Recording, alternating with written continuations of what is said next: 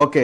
Naveen father కావచ్చు, వాళ్ళ కుటుంబ నేపథ్యము ఆ ఏరియాలో ఎప్పుడో అంటే పి జనార్దన్ రెడ్డి ఉన్నప్పటి నుండి శ్రీశైలం యాదవ్ కూడా తన వెంబడే ఉంటా ఉండే, చాలా యాక్టివ్ గా ఉంటా ఉండే. సో లోకల్ అయిండు. అవును. తర్వాత తన చాలా కాలం నుంచి రాజకీయాలలో వాళ్ళ కుటుంబం యాక్టివ్ గానే ఉన్నది.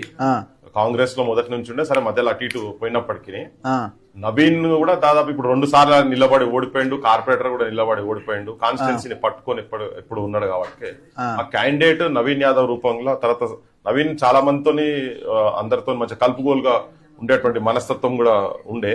మనం ఫస్ట్ మాట్లాడినప్పుడు నేను అదే చెప్పింది యాక్చువల్ గా. సో పట్టుకొని ఉండే, జనంతో సంబంధాలు ఉండే.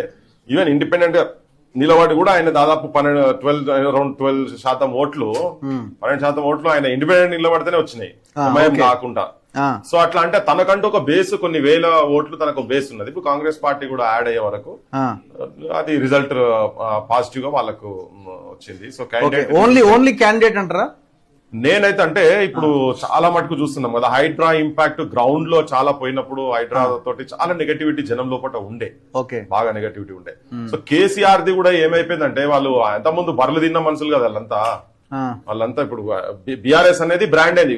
అసెంబ్లీ ఎలక్షన్స్ లో వాళ్ళు ఇక్కడ మొత్తం కంప్లీట్ సీట్లన్నీ వాళ్ళు గెలుచుకున్నా గానీ కాంగ్రెస్ కి అసలు పోనీ రాకుండా ఉన్న సిచ్యువేషన్ లో వీళ్ళు వచ్చిన తర్వాత కూడా హైడ్రా ఇంపాక్ట్ బాగా జనం లోపల ఉండే. తర్వాత ఎప్పుడైతే ఈ సిటీ పబ్లిక్ ఓడిపోయిన తర్వాత, ఇది బీఆర్ఎస్ ఓడిపోయిన తర్వాత చాలా చర్చ స్టార్ట్